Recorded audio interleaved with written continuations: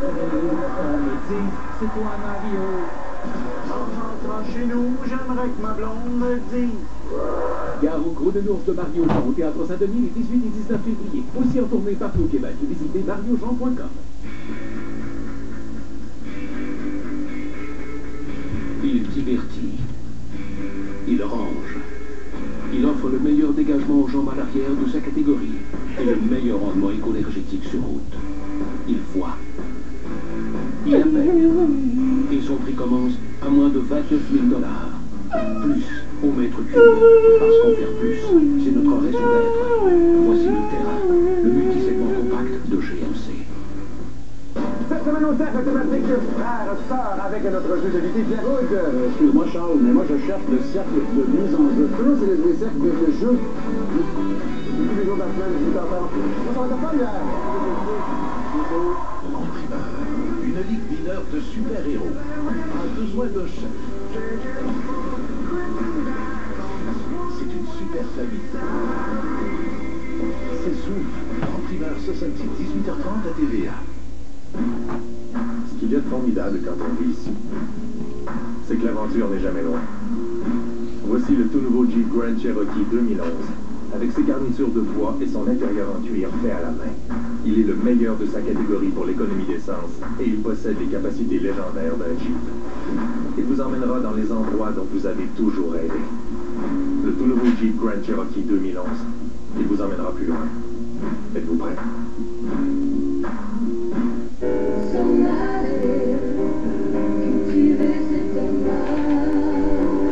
Ne manquez pas, en rappel à Ici et Là, une entrevue exclusive avec Luc Lamondon pour la sortie de son coffret 40 ans de chansons.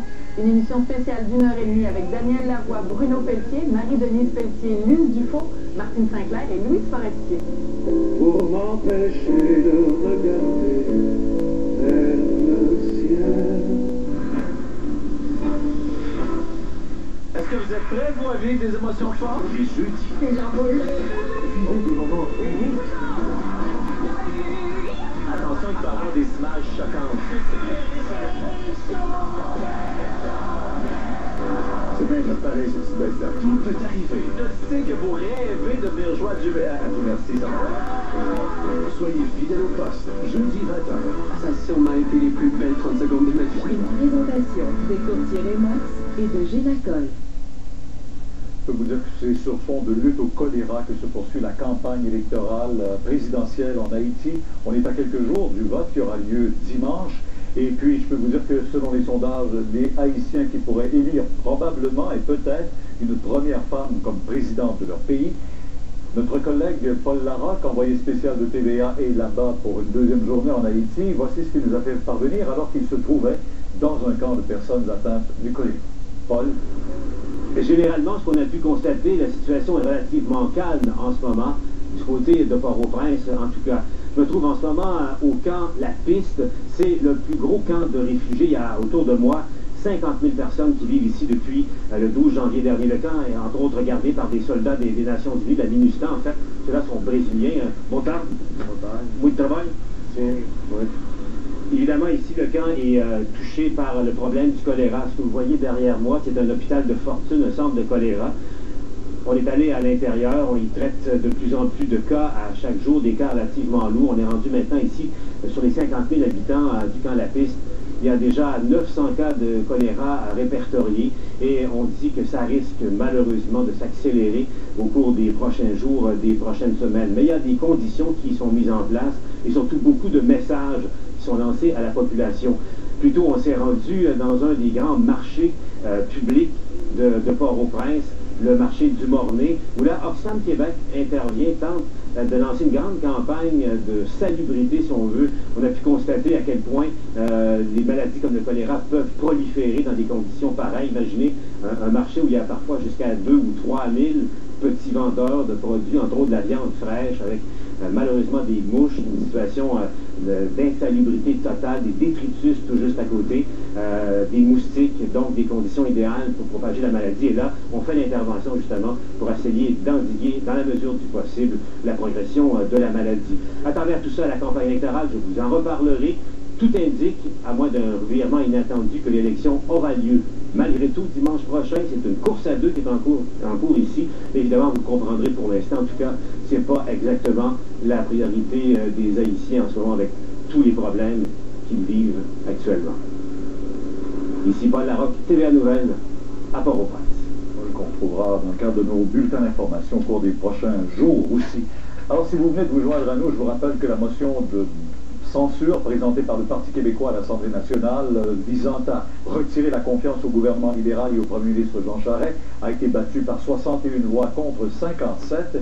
Jean Charest qui a aussitôt quitté l'Assemblée nationale, il s'envole vers la France où il rencontrera notamment vendredi le premier ministre Sarkozy. Je vais retrouver tout de suite mon collègue Jean Lapierre qui est à Québec. Jean, c'est sans grande surprise puisque le gouvernement a profité de sa majorité pour remporter par 4 voix ce vote aujourd'hui. Et c'est pour ça, Pierre, il faut dire que c'était sans suspense, sans électricité, sans émotion comme débat, parce que déjà ce matin, c'était un peu comme un mauvais film dont on connaît déjà la fin.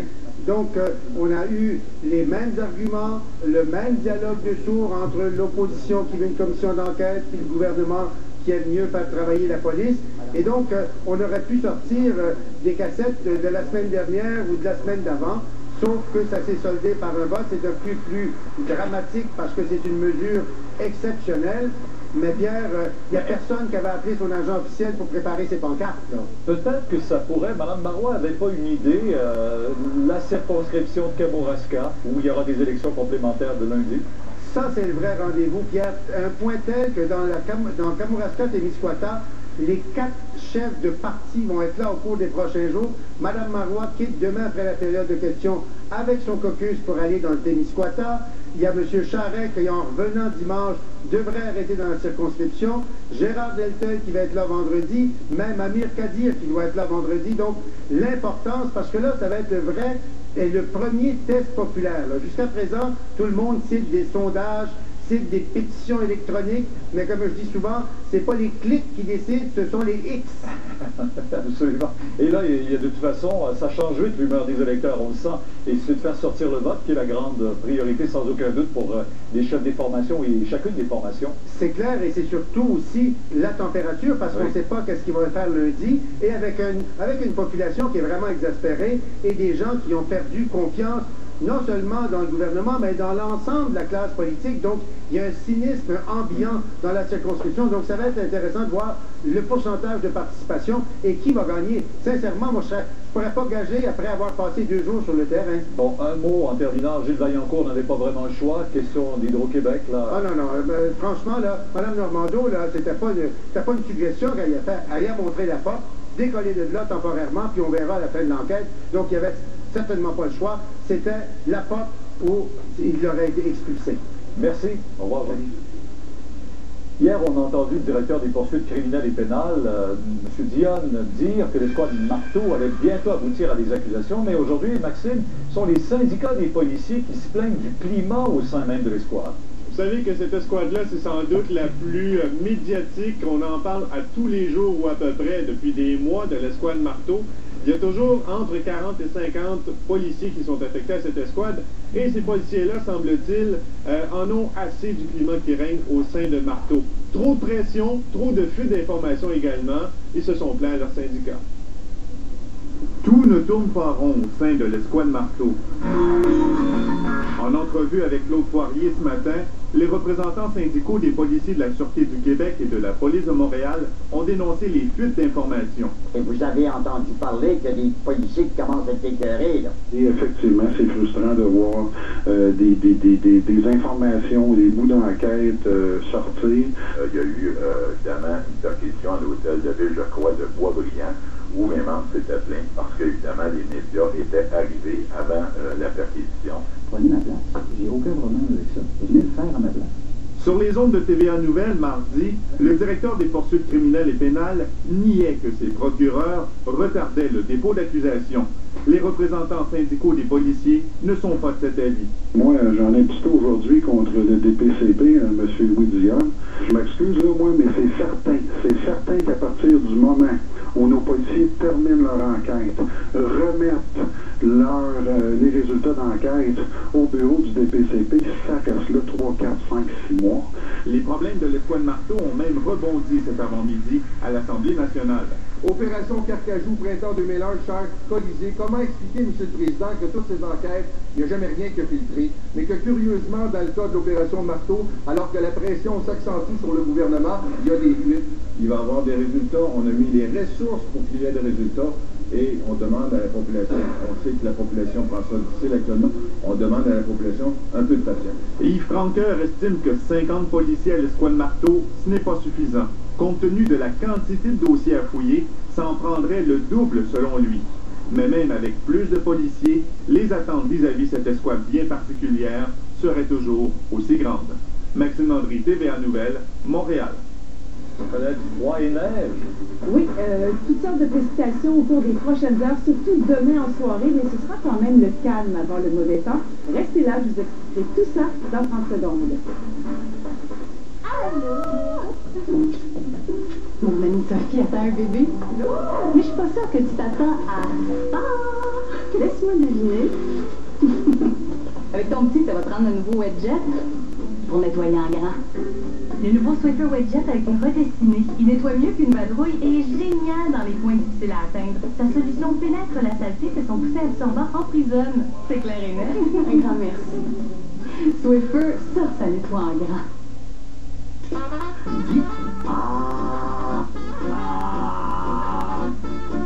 Ce segment d'émission, une présentation de Biron, là où votre santé n'attend pas. Colette, on parlait de cette île tout à l'heure. Regardez cette photo. Il y a des enfants qui ont le plaisir de jouer dans la neige. C'est à Gaspé. Il ne fait pas plus hier. Et là, je sais qu'il y a plusieurs pentes de ski là, qui vont pouvoir ouvrir, notamment à Tremblant demain. Oui, absolument. Et il y en a d'autres sur le sud-ouest du Québec également, Pierre, qui pensent ouvrir leurs portes là, au cours des prochaines fins de semaine. Alors, la saison va s'installer graduellement. Je peux vous dire qu'il y a des secteurs où on n'a vraiment pas encore eu de neige, mais comme vous l'avez dit, dans la région de cette île de Gaspé, les secteurs plus à l'est aujourd'hui, il y avait de la neige. Là où il y en est tombé beaucoup, Bécomo, cette île-là, plus de 15-20 cm de neige depuis hier. Dans la région de la baie de James également, en plus, c'était accompagné des vents là-bas jusqu'à 80 km/h. Là, on parle vraiment d'une tempête hivernale. Maintenant, le système qui nous intéresse, Pierre, c'est demain en soirée et surtout vendredi, beaucoup d'incertitudes côté précipitation. C'est-à-dire qu'il est assez gros, il est au sud-ouest des Grands Lacs, va s'amener sur nos secteurs se creuser. Donc, au cours de la journée, demain, vraiment pas de problème.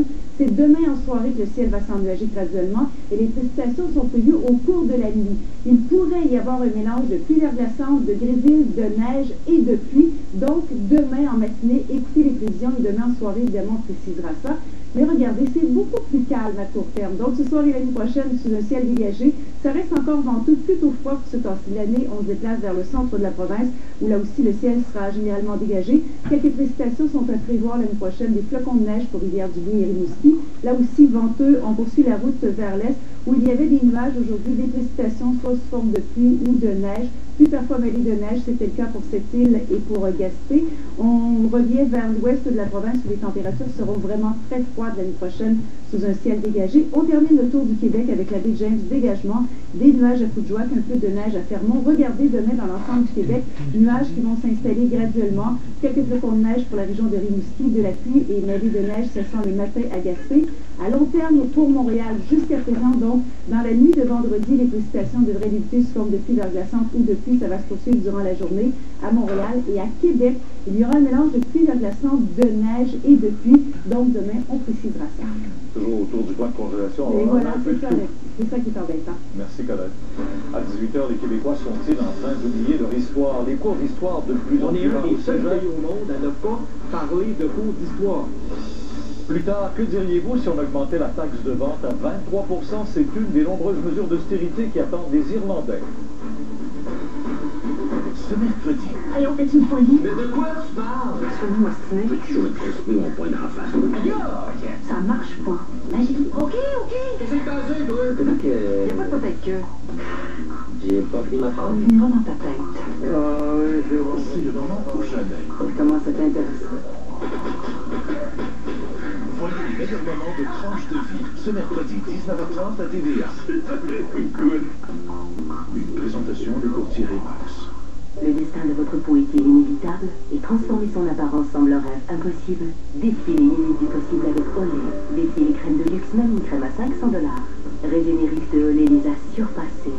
Avec Olay Pro X, défiez la croyance selon laquelle seuls les spécialistes de la peau peuvent vous donner des résultats visibles en soins de la peau. Et défiez l'apparence de 7 signes visibles de l'âge d'un seul coup grâce à Total Effects de Olay. Aimez la façon dont vous vous voyez et vous vous sentez plus que vous ne l'auriez jamais imaginé. Avec Olay, défiez les limites du possible.